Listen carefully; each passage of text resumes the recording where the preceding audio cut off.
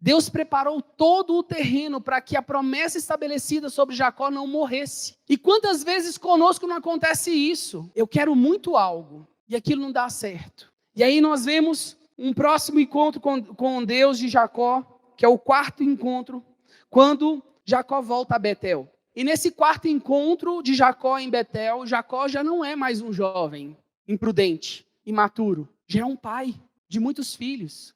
Já vivenciou várias situações dentro da sua casa. E dentre essas situações, a perda do seu filho querido, amado, filho de Raquel, José. E ele chora a morte de José. E aí, algo que transforma muito o ser humano é a dor.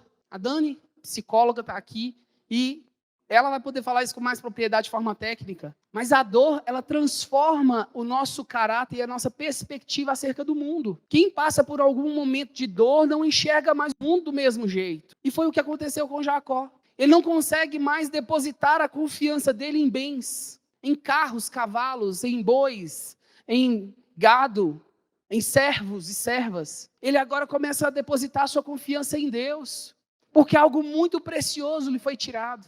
E em Betel nós vimos Deus estabelecendo sobre Jacó a afirmação de que faria dele uma grande nação. E ele começa a trazer nomes aos seus filhos. E cada filho como sendo uma tribo de Israel. E Deus muda o nome de Jacó. E agora Jacó não é mais chamado de trapaceiro, mas de Israel. O povo separado de Deus. Ele não é mais chamado pelo nome de um homem, mas pelo nome de uma nação. E em Betel nós vemos um Jacó bem transformado, amadurecido. Um Jacó que já não olhava mais para o seu próprio umbigo, mas sabia observar as necessidades daqueles que estavam à sua volta. Mas chegou um tempo ali em que houve fome sobre a terra. E durante esse tempo de seca e de fome sobre a terra, nós vemos Jacó ter o seu último encontro com Deus, que é quando Deus manda que ele vá para o Egito e diz para ele que ele seria com ele no Egito, iria o abençoar dentro de outra nação. E aí Deus levanta José, um de seus filhos, como o abençoador de sua casa. Deus preparou todo o terreno para que a promessa estabelecida sobre Jacó não morresse. E quantas vezes conosco não acontece isso? Eu quero muito algo e aquilo não dá certo. E aí eu fico um pouco chateado.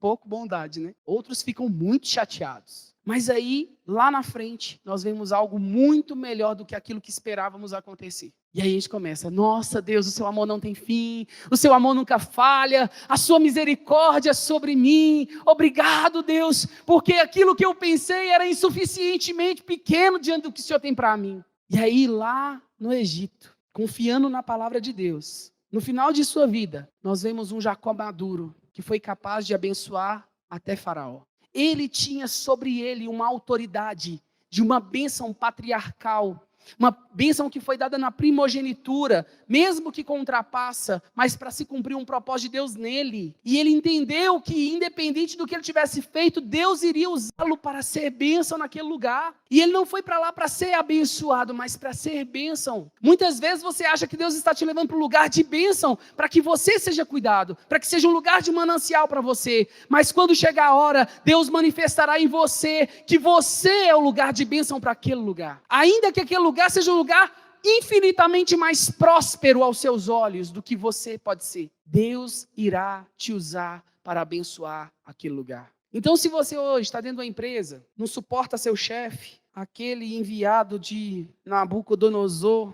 aquele filho de Jezabel, aquele esterco da mula de Balaão, a partir de hoje você vai olhar para aquele homem como alguém que precisa ser abençoado. E a prosperidade que ele tem é infinitamente menor do que aquilo que está dentro de você. Mas é preciso ter maturidade para enxergar isso. É preciso eu entender que não depende de mim, não é por minha causa, não é porque eu sou bom, é porque a misericórdia de Deus me alcança todos os dias. É porque hoje, como eu disse lá no início, eu sou o tabernáculo do Deus vivo. Paulo disse, eis que vos envio como cartas vivas de Cristo. E quem se vê como uma carta viva de Cristo e vive como carta viva de Cristo é alguém que já se achou maduro na fé. É alguém que entende que vão pisar no meu pé, mas não cabe a mim retrucar o pisão que eu levei no pé, cabe a mim abençoar essa pessoa, para que ela seja alcançada por essa graça que me alcançou. Chegamos em um tempo em que o Evangelho não tem mais tanto espaço para ser pregado com palavras. As pessoas esperam de nós atitudes, e não esperam atitudes de bonzinho, queridinho, oh, que fofinho. Esperam atitudes de homens e mulheres que de fato são maduros, que não usurpam para si um bem que não é seu, mas entendem que aquilo que tem deve ser compartilhado com todos.